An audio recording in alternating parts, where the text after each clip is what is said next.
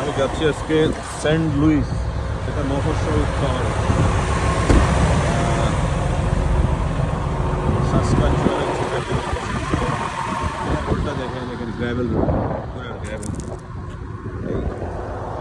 এদিকে হচ্ছে দূরে উঁচু নিচু রাস্তা, এখানে একটা লেকের মতো আছে পানি, আর লেকের পাশে এগুলো হচ্ছে গরু, এই অনেক দূরে গরু।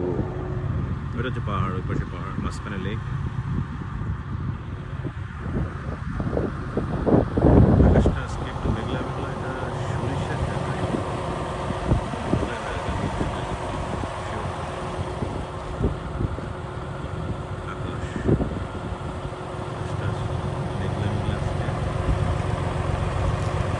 ঠান্ডাও না গরম।